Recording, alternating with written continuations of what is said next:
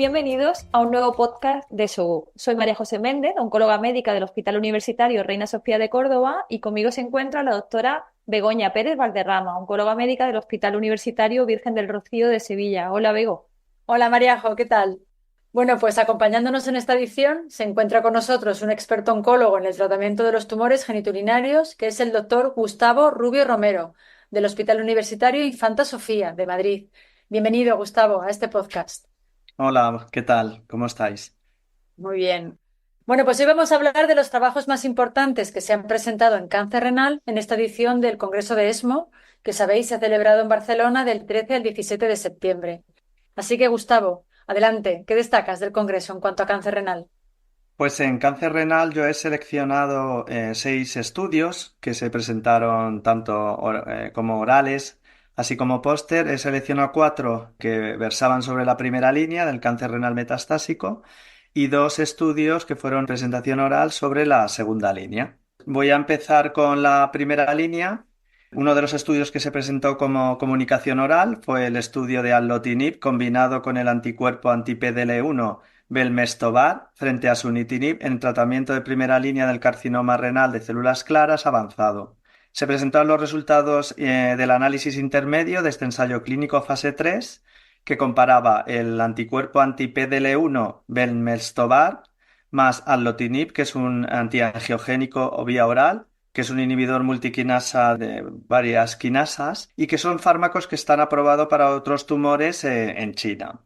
Estos tratamientos se compararon frente a sunitinib como primera línea en pacientes con carcinoma renal de células claras. El objetivo principal del estudio era la supervivencia libre de progresión, evaluada por un comité independiente ciego según criterios RECIST 1.1, y se incluyeron un total de 531 pacientes que se aleatorizaron a recibir la combinación con el anti-PDL1 y el TKI y el sunitinib. Los resultados demostraron que la combinación mejoró significativamente la supervivencia libre de progresión, con una mediana de 18,96 meses en la rama de combinación frente a 9,76 meses en la rama de sunitinib, con un hazard ratio de 0,53 y una P menor de 0,0001. En cuanto a la tasa de respuestas objetivas, fue del 71,6% en la rama de combinación frente a 25% con una P de 0,0001, si bien la tasa de respuestas completas fue solo del 1,1%. En cuanto a los datos de supervivencia global, no se alcanzó la mediana en ninguno de los dos grupos y en principio precisamos de mayor seguimiento para que los datos sean maduros y poder observar diferencias en supervivencia global. En cuanto al análisis de subgrupos, el beneficio de la combinación se observó en todos los subgrupos, incluso en los diferentes grupos de riesgo, en los 3 grupos de riesgo según IMDC, e independientemente de la expresión de PDL1. La incidencia de efectos adversos de grado 3 o superior fue similar en ambos grupos y los efectos adversos que llevaron a la discontinuación del tratamiento fueron similares en los dos grupos. Por lo tanto, se concluye que esta combinación del Benmestobar más allotinib proporciona una supervivencia libre de progresión y una tasa de respuestas objetivas superiores en comparación con sunitinib con un perfil de seguridad manejable. Estos resultados respaldan el uso de estas moléculas como un nuevo tratamiento en primera línea para el carcinoma renal de células claras avanzado. Voy a pasar ahora al segundo estudio que también se presentó en comunicación oral. Es el ensayo clínico prospectivo aleatorizado fase 2 de ipilimumab-nivolumab frente al tratamiento estándar en cáncer renal de no células claras. Resultados final del ensayo SUNY Forecast. Este estudio es un estudio prospectivo aleatorizado iniciado por investigador académico en pacientes con carcinoma renal de células no claras que no habían recibido tratamiento previo. En el estudio a los pacientes se les aleatorizaba en una proporción 1:1 a recibir bien la combinación de ipi-nivo 4 ciclos seguido de nivo de mantenimiento frente a la terapia estándar elegida por el investigador. Los pacientes estratificados se estratificaron en función de si eran papilares o no papilares y según el grupo pronóstico según IMDC. La inclusión de pacientes requería una revisión patológica central tanto para confirmar el diagnóstico de tumor de no células claras como el subtipo de no células claras. El objetivo principal de este estudio era la tasa de supervivencia global a los 12 meses. Se incluyeron 309 pacientes que se aleatorizaron a recibir nivo-IPI, 157 pacientes, frente al tratamiento estándar, el resto de pacientes. En cuanto a los tratamientos estándar administrados, el 86,7% recibieron un inhibidor de tirosinquinasa en monoterapia y el 11,8% recibieron una combinación de inmunoterapia y más TKI. De los pacientes incluidos en el estudio, el 57% correspondía a carcinoma papilar, el 19,4% a carcinoma cromófobo y el resto correspondía a los otros subtipos de no células claras.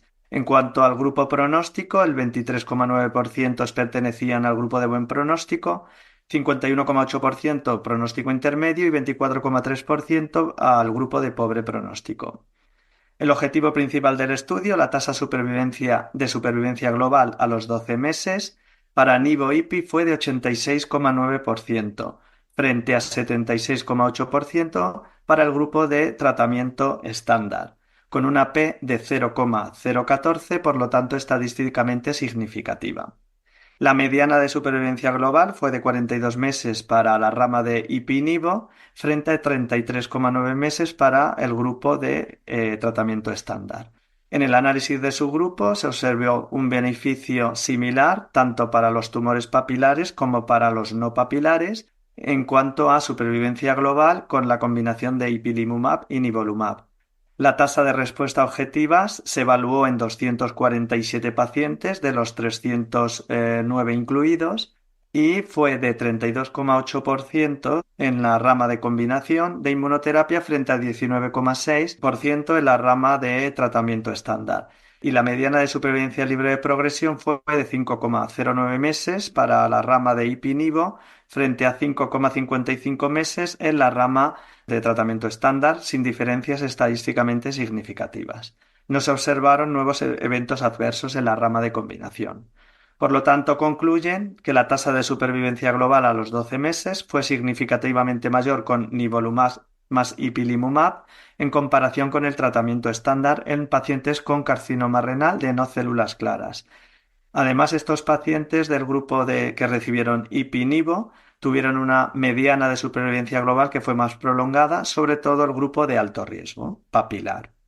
Pasamos a continuación al otro estudio en primera línea que se presentó en forma de póster y es un estudio con datos de vida real que pone a prueba el paradigma del tratamiento del cáncer renal metastásico, especialmente en cuanto a la separación de los grupos de riesgo intermedio y desfavorable de IMDC. Tradicionalmente estos grupos se consideran como uno solo de manera similar, pero hay evidencia cada vez más emergente que sugiere que puede haber diferencias en cuanto a respuesta a los diferentes tratamientos de estos dos subgrupos pronósticos. Se trata de un estudio multicéntrico retrospectivo de pacientes que recibían tratamiento sistémico en primera línea para carcinoma renal células claras entre el 1 de enero de 2018 y el 30 de junio de 2021. Se compararon la supervivencia global y la supervivencia libre de progresión en función del grupo de riesgo según IMDC. Se incluyeron un total de 1.319 pacientes. 22% pertenecían al grupo de riesgo favorable, 52,7% al grupo de riesgo intermedio y 24,3% al grupo desfavorable. En cuanto a las terapias utilizadas en primera línea, el 24% recibió tratamiento con combinación de IO-IO, el 15,2% recibió una combinación de IO-TKI y el 60,5% recibió un TKI en monoterapia. En cuanto a los resultados, demuestran que en el grupo pronóstico desfavorable, según IMDC, se observa una ventaja estadísticamente significativa en supervivencia global para aquellos pacientes que recibían una combinación de IO-IO en comparación con los que recibían la combinación de IO-TKI o TKI en monoterapia. La mediana de supervivencia global en la rama de combinación de IO-IO fue de 21,8 meses, mientras que en la rama de IO-TKI y TKI fue de 7,3 y 8,6 respectivamente, con un hazard ratio de 0,48, estadísticamente significativos. En cuanto a la mediana de supervivencia libre de progresión, fue numéricamente superior también en la rama de pacientes que recibían IO-IO, 6,5 meses, frente a los que recibían IO-TKI, 4,2 meses, pero sin significación estadística. En cuanto a los resultados en el grupo de pronóstico intermedio, se observó que no había una diferencia estadística en supervivencia global.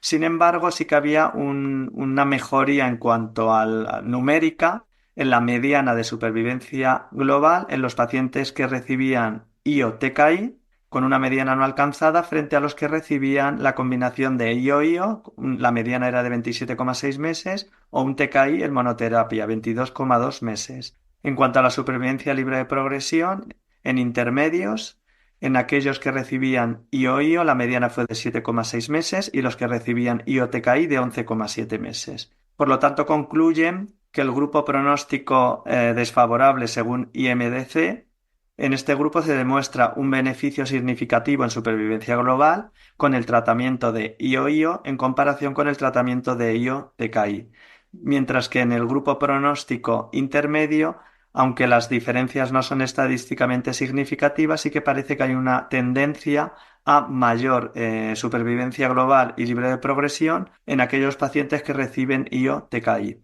Por lo tanto, esto sugiere que es importante separar estos grupos pronósticos y que esto podría permitir una personalización más precisa del tratamiento en estos pacientes. Y por último, el último estudio en primera línea es una comunicación oral.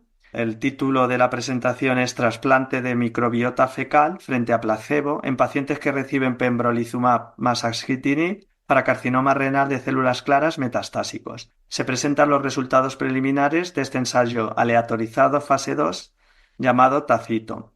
Todos sabemos que la composición de la microbiota intestinal puede influir en la actividad de los inhibidores de los puntos de control inmunitario. Cada vez hay más evidencia que apoya que el sistema inmunitario tiene una interacción con la microbiota intestinal y que modificar esta microbiota pues, puede influir en la respuesta a estos tratamientos. De hecho, actualmente el trasplante de microbiota fecal se utiliza para tratamiento de enfermedades relacionadas con la microbiota, como alteraciones como el megacolon tóxico, etc. Pues bien, el objetivo de este estudio era investigar si el trasplante de microbiota fecal podría modificar, es decir, aumentar en este caso la eficacia de las combinaciones de TKI más inmunoterapia en el carcinoma renal de células claras.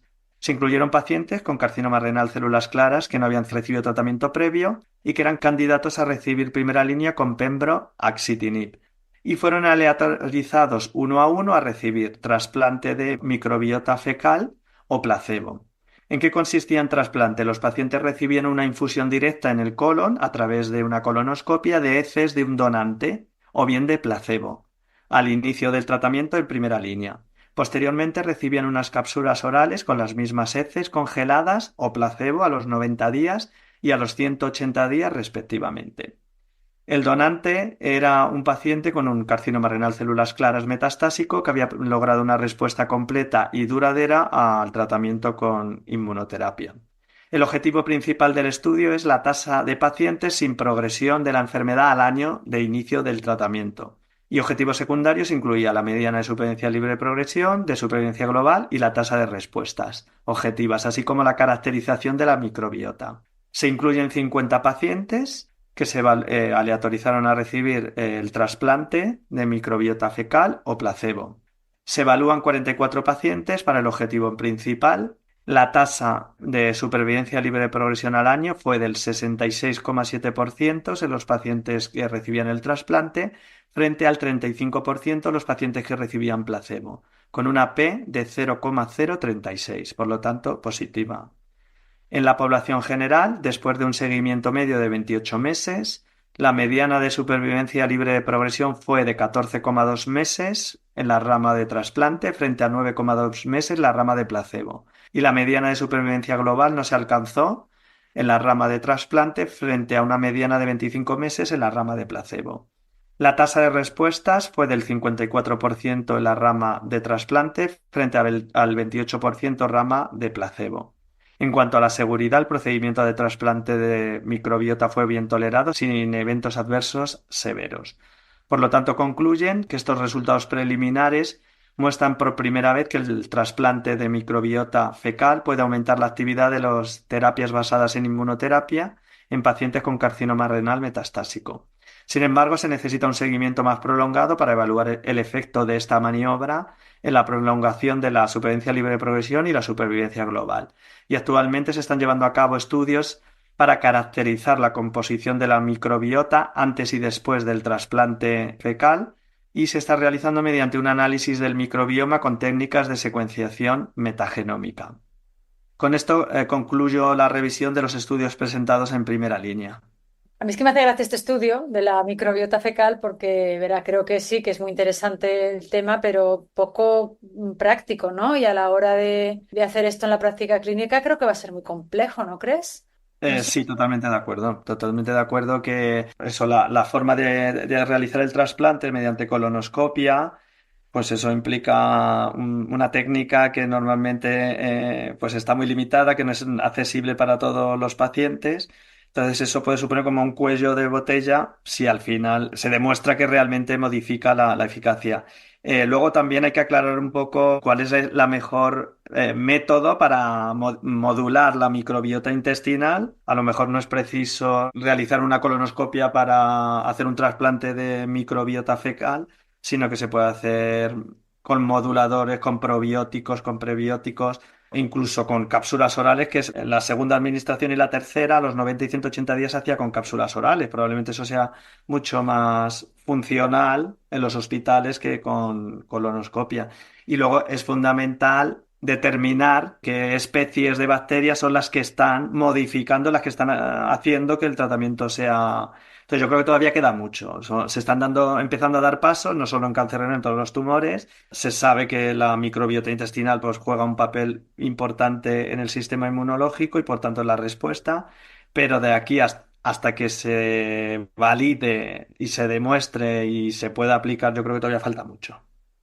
Y luego una cuestión también es dar por hecho que un paciente que ha hecho una buena respuesta, que esa microbiota va a hacer que el paciente también vaya a responder, que hay otras características en los pacientes que hacen que respondan mejor a una terapia. No necesariamente la microbiota que tenía ese paciente es lo que hizo que hiciera una respuesta completa con la inmunoterapia, probablemente, ¿no? O sea, que Totalmente de seleccionar ese acuerdo. paciente también ya me resulta curioso, ¿no? Sí, sí, yo creo que es algo muy aleatorio, o sea, muy Sí. sometido a muchos sesgos. Efectivamente, eso, Claro, sometido a tampoco. muchos sesgos, ¿no? ¿A Eso qué es es, debido? Los que van bien, claro, ¿por qué? Porque, El microambiente fecal es súper dinámico, es decir, claro, claro, se de lo que comes, modifica. de lo que bebes, de mil factores, ¿no? O sea, que ni eh, siquiera tienes un punto fijo donde partir porque Eso es, es del tan uso de dinámico. antibióticos, o sea, depende de muchos factores y en ese paciente en concreto que seleccionaron como donante, no sabemos si el responsable de su respuesta fue la microbiota.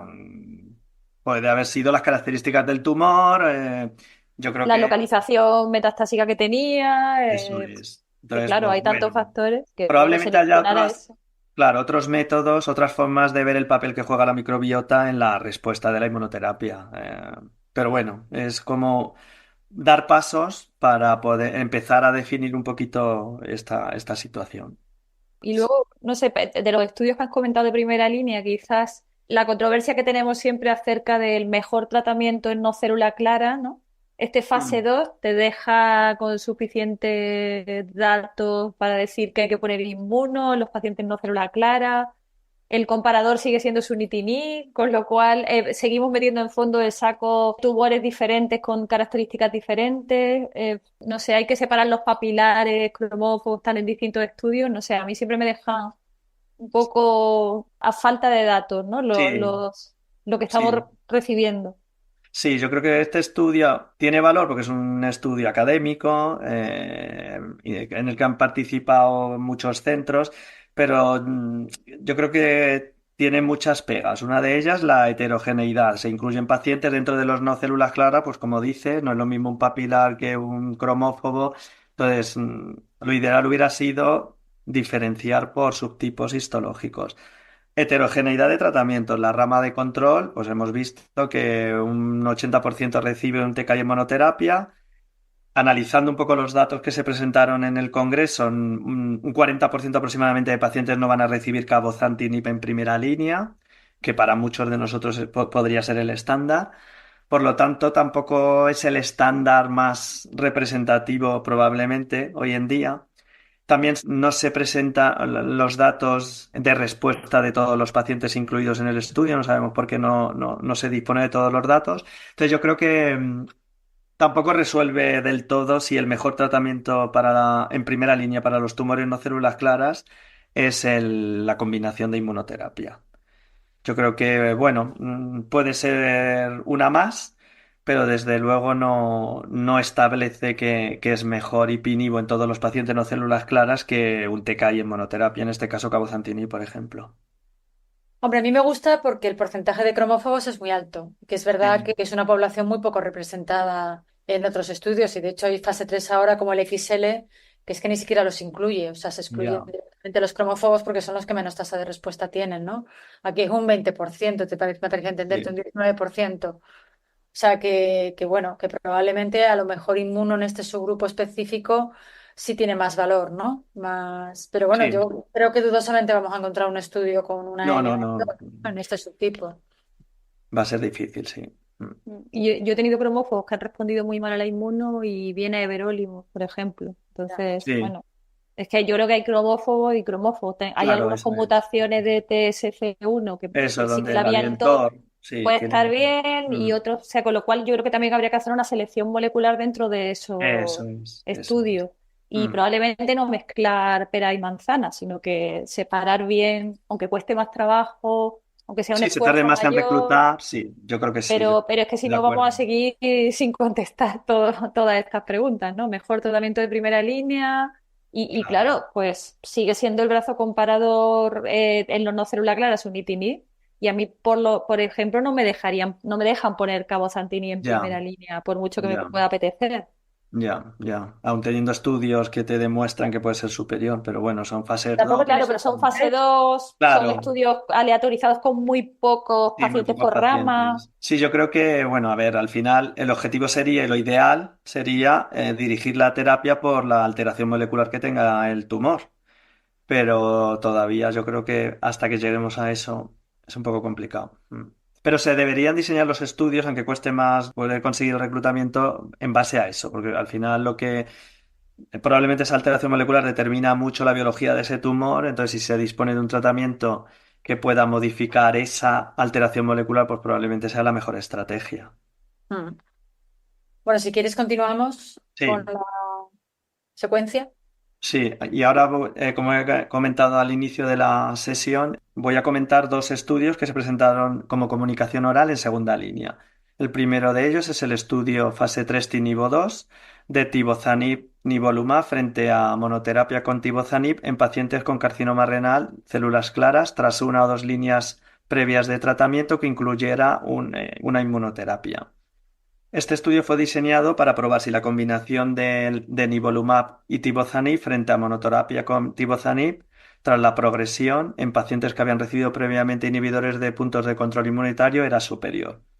Incluyó a pacientes con carcinoma renal células clara avanzado, que habían, como he dicho anteriormente, recibido una o dos líneas de tratamiento previas y tenían que haber recibido un tratamiento con inmunoterapia, alguna de estas dos líneas. Los pacientes fueron aleatorizados para recibir tibozanib a 0,89 miligramos combinado con nivolumab o tibozanib en monoterapia a 1,34 miligramos. El objetivo principal fue la supervivencia libre de progresión, evaluada por un comité radiológico independiente, y los objetivos secundarios fueron la supervivencia global, la supervivencia libre de progresión evaluada por el investigador, tasa de respuestas objetivas y la duración de las respuestas, así como la seguridad y tolerabilidad. Se incluye en este estudio a 343 pacientes, las características basales estaban bien distribuidas entre ambos grupos de tratamiento y la mediana de supervivencia libre de progresión evaluada por el comité independiente fue de 5,7 meses para la rama de nivolumab y 7,4 meses para la rama de tibozanib, con un hazard ratio de 1,10. Por lo tanto, el estudio no alcanzó la significación estadística, no alcanzó el objetivo principal. En el análisis de subgrupos se vio que aquellos pacientes que habían recibido la inmunoterapia como el tratamiento inmediato a la inclusión en el ensayo, la mediana de supervivencia libre de progresión fue de 7,4 meses en la rama de tibozanib-nivolumab frente a 9,2 meses en la rama de tibozanib. En cuanto a la supervivencia global, la mediana fue de 17,7 meses en la rama de combinación, frente a 22,1 mes en la rama de tibozanib en monoterapia, con un hazard ratio de 1 y una P de 0,98. En cuanto a la tasa de respuesta objetiva, fue de 19% en la rama de combinación frente a 19,8% en la rama de tibozanib. En cuanto a la seguridad, el 60% de pacientes experimentaron un evento adverso grado 3 o superior en la rama de combinación, siendo la hipertensión el más común, que fue un 22% en ambos grupos. Por lo tanto, se concluye que el retratamiento con inmunoterapia no mejoró los resultados en estos pacientes que habían progresado a tratamiento con inmunoterapia previa, lo que sugiere que deberíamos evitar el uso secuencial de inmunoterapia en el carcinoma renal de células claras fuera de ensayos clínicos, al igual que se ha demostrado en otros estudios como el estudio CONTACT-03 que se ha presentado previamente en otras reuniones. Por lo tanto, este estudio también respalda el uso de tibozanib en monoterapia como tratamiento de segunda línea en pacientes que han progresado a una terapia previa con inmunoterapia. Y el último estudio que se presentó en segunda línea es el análisis final del estudio fase 3 LIGHTSPARK 005 de belzutifan frente a everolimus en pacientes con carcinoma renal de células claras avanzado tratados previamente. En este ensayo, en este estudio, se incluyen pacientes con carcinoma renal células claras avanzado que podían haber recibido de 1 a 3 líneas previas y tenía que incluir al menos un inhibidor de PD1-PDL1 y al menos un inhibidor de TKI. Los pacientes se aleatorizaron a recibir bien belzutifan en monoterapia o everolimus hasta progresión o toxicidad. Los objetivos primarios duales fueron la supervivencia libre de progresión según criterios RECIST por revisión central independiente y la supervivencia global. El estudio se consideraba positivo si cualquiera de los dos objetivos era positivo. Los objetivos secundarios fueron la tasa de respuesta objetivas, también según RECIST por revisión central, la duración de la respuesta y la seguridad. Se incluyen 746 pacientes, la mitad de ellos recibe al menos dos o tres TKIs previos y un tercio de los pacientes, más de un tercio de los pacientes reciben el tratamiento, tanto el belzutifan como el everolimus, en cuarta línea. En el análisis final, con un seguimiento medio de 35,8 meses, casi el 15% de los pacientes de la rama de belzutifan van a continuar con el tratamiento frente al 1,4% de la rama de everolimus. En cuanto a la supervivencia libre de progresión, el beneficio con belzutifan se mantuvo frente a everolimus, aunque las medianas eran iguales. La mediana de belzutifan fue de 5,6 meses y la mediana de everolimus de 5,6 meses también. El hazard ratio fue de 0,75 y la tasa estimada de supervivencia libre de progresión a los 12 meses fue de 33,7% para belzutifan frente a 17,6% para everolimus, y a los 24 meses la tasa de supervivencia libre de progresión fue de 17,5% para belzutifan y 4,1% para everolimus. En cuanto a la mediana de supervivencia global, fue de 21,4 meses con belzutifan frente a 18,2 meses con everolimus, con una P de 0,18, por lo tanto no fue estadísticamente significativa. En cuanto a la tasa de respuesta, fue del 22,7% con belzutifan frente a 3,5% con everolimus. La mediana de duración de la respuesta fue de 19,3 meses con belzutifan frente a 13,7 meses con everolimus. Menos pacientes discontinuaron el belzutifan, un 6%, frente al everolimus, un 15%, debido a un efecto adverso de cualquier causa. La duración media del tratamiento fue más larga con belzutifan, 7,6 meses, frente a 3,9 meses con everolimus. Y la tasa de efectos adversos grado 3 o superior fue similar en ambas ramas de tratamiento. Por lo tanto, como conclusiones, belzutifan siguió mostrando beneficios en supervivencia libre de progresión y en tasa de respuestas en comparación con everolimus, aunque no se observó una mejoría significativa en la supervivencia global. Con más de 2 años de seguimiento mínimo, el perfil de seguridad de belzutifan fue consistente con lo demostrado anteriormente. Estos resultados finales de este estudio respaldan el uso de belzutifan como una opción de tratamiento en carcinoma renal células claras avanzado después de tratamiento previo con inmunoterapia y un TKI. Y así finalizo la revisión de los estudios presentados en segunda línea.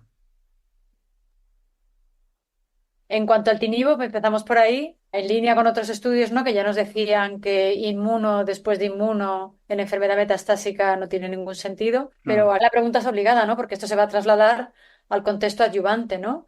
¿Qué va a pasar con aquellos pacientes que reciban pembroadyuvante y hagan una progresión? ¿Tú qué opinas? ¿Crees que estos datos influyen en algo o seguiremos? Bueno, yo creo que, a ver, algo influye. El problema que no sabemos a partir de qué momento considerar que el paciente es resistente, refractario a inmunoterapia. Entonces, no es lo mismo un paciente que progresa al pembro adyuvante a los 3 meses de iniciarlo, cuando le haces el primer TAC, a un paciente que lo finaliza y a los 2 meses de finalizar el año de tratamiento tiene una recaída. Probablemente en el segundo caso puedas plantearte la posibilidad de retratar al paciente, pero en el primer caso, desde luego, teniendo la evidencia que ya tenemos del CONTACT-03, del TINIVO, de otros estudios de vida real que se han publicado, yo creo que retratar a un paciente que ha progresado estando en tratamiento con la inmunoterapia, yo creo que no tiene sentido, no hay ninguna evidencia que lo respalde.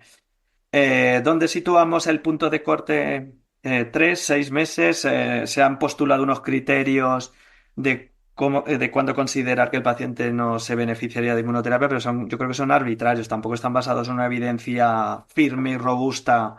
Entonces, yo creo que es difícil. Yo creo que en el paciente que haya finalizado el tratamiento y tras un periodo sin tratamiento haya recaído, yo ahí a lo mejor sí que me lo planteaba. En pacientes que recaigan durante el tratamiento adyuvante, yo no retrataría con inmuno.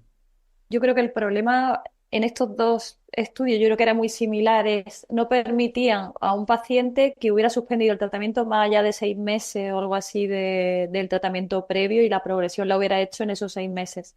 Pero quizás en algún paciente, a colación de lo que comenta Bego, ya para valorar una adyuvancia y progresión luego y todo eso, Ujú. yo creo que sí que puede tener un papel en pacientes que hayan respondido muy bien y que Sí, a lo mejor a los 2 años haya suspendido la inmunoterapia y que luego están solo, por ejemplo, con un TKI o sí, incluso sí, solo los IPINIVO que algunos también suspende y están sí. sin nada. Yo creo que sí que puede tener un papel el reanudar la inmunoterapia en pacientes que hayan sido muy buenos respondedores y haya pasado un tiempo razonable.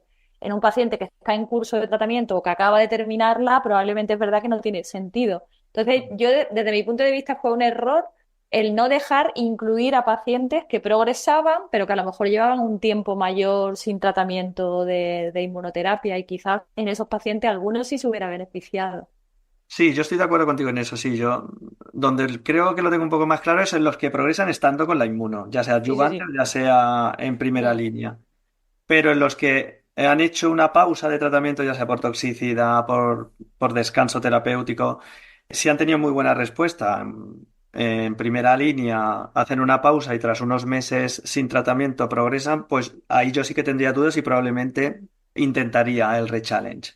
Pero desde luego, los que estando con tratamiento activo progresan, yo ahí ya tengo claro que la inmunoterapia no tiene ningún papel. De todas maneras, también es difícil extrapolar la adyuvancia de la metastásica cuando son pacientes que también Sí. han recibido un TKI previo, que en la adyuvancia teóricamente no lo han recibido, ¿no? O sea, que ni siquiera el perfil de pacientes es el mismo. Sí, es totalmente distinto, sí. O sea, tanto la biología tumoral como lo que hemos podido modificar con el tratamiento, desde luego, sí. Yo Sí, creo que sí que refuerza el papel que a veces no teníamos datos validados, prospectivos de pacientes que hayan recibido la inmuno y progresen. Y ahora sí que con estos dos estudios sabemos que estos dos fármacos, tanto cabozantinib además es cumple siempre un poco la misma tasa de respuesta, la sí, misma sí. PFS, o sea que incluso Sí, en muy fase 2 consistente, pero sí. muy consistente en este fase 3 de nuevo, pues refuerza el papel de estos dos fármacos que muchas veces por ficha técnica no nos Mm. dejan usar. Vamos, Ya, tras pues inmuno, sí. tras inmuno, ¿no? Porque en ficha técnica están tras progresión a TKI ATK. o antiangiogénicos, ¿no? Entonces, yo creo que ahora sí que podemos pelear un poco más el hecho de poder utilizar fármacos después de la progresión con combos ya actuales, no con las líneas antiguas. Claro. Estoy totalmente de acuerdo contigo en que estos estudios lo que vienen a reforzar es el papel del fármaco que se utiliza como brazo control. Es decir, son fármacos que funcionan tras progresión a inmunoterapia. Que aunque en el ensayo pivotal no se incluían esos pacientes, pero ahora con estos datos sí se pone de manifiesto que estos fármacos también funcionan en líneas sucesivas en pacientes que progresan a inmunoterapia. Y una pregunta última, rápida, de Belzutifan. La supervivencia global es negativa. Sí. No sé si es sorprendente o no. Un poco sí, ¿no? Porque en realidad va contra Verolimus, ¿no? En tercera línea o cuartas. ¿Crees que es el final del fármaco? Finalmente va a ser un fármaco en combinación. En el fondo es un antiangiogénico más. Sí. ¿La combinación directa? O no sé ni siquiera si en Europa esto se va a acabar aprobando. Ya. A ver, yo creo que ya hay estudios que demuestran que se puede combinar, que seguro que no es como otras combinaciones que se suspendieron por toxicidad. Luego, probablemente el papel sea adelantarlo a, a líneas anteriores y combinado. Yo creo que es un fármaco combinable, por lo tanto, a lo mejor se obtiene mayor beneficio de este fármaco si lo adelantamos y lo combinamos, en primeras líneas. Luego, analizando bien el estudio, casi un 45% de los pacientes lo recibían en cuarta línea. O Sí, sea, sí. eran pacientes y tenemos que un 19% de los pacientes van a tener o sea, tienen una mediana de 19 meses de duración del tratamiento, que eso en cuarta línea Bien. no se consigue con muchos fármacos. Entonces, a ver, en tercera, cuarta línea, pues es activo, demuestra que es activo, aunque no consiga beneficios en supervivencia global, consigue mayor tasa de respuestas. Luego, en estos pacientes, en líneas ya muy avanzadas, que son pacientes que tienen probablemente más sintomatología secundaria al tumor, pues el tener mayor tasa de respuestas beneficia la calidad de vida y retrasas un poco pues el deterioro del paciente, toda la esfera psicológica, porque va a tardar más en progresar. Entonces yo creo que tiene otros beneficios, aunque no sean de supervivencia global, que también son importantes en esta etapa de la Pues enfermedad. por eso me sorprende, o sea, que al final la supervivencia salga negativa, Ya. porque además si ves las curvas son Sí, muy sí, sí, superpuestas, ¿no? están solapadas, sí. Me llamó mucho la atención, yo pensaba que iba a ser positivo o mínimamente, Ya, ¿no? La tendencia, ¿no? No sé, me llama la sí. atención. Es que en esas líneas ya poco aporta, ¿no? O sea, es que muy pocos renales se benefician de cuartas y quintas líneas, ¿no? Yo creo que cuando te miran los datos, la eficacia ya en esas líneas, ¿no? Yo creo que hay que alargar la primera, la segunda, la tercera y ya Sí, poco sí. aportan, ¿no? Es de nuevo el mismo mecanismo de acción, ¿no? Eso Poco, es, sí, al final, sí, en esas líneas yo creo que no hay mucho impacto en la supervivencia global. O sí. sea, entonces al final buscas mantener la calidad de vida, mantener el control de síntomas, entonces pues si tienen muy buena tasa de respuesta, cosa que no pasaba con Everolimus, pues el paciente probablemente esté menos sintomático más tiempo, Ya, sí, aunque tiene. viva lo mismo. Mm, sí, sí. Un poco también está en la idea de que defendió Manuela en la discusión posterior, que bueno, que aunque no haya datos de supervivencia global, pues los otros beneficios en libre progresión en tasa de respuesta, pues benefician a algunos pacientes. Ujú. Bueno, pues muchas gracias de nuevo, Gustavo, por tu resumen y nos vemos en el siguiente podcast. Muchas gracias a vosotros.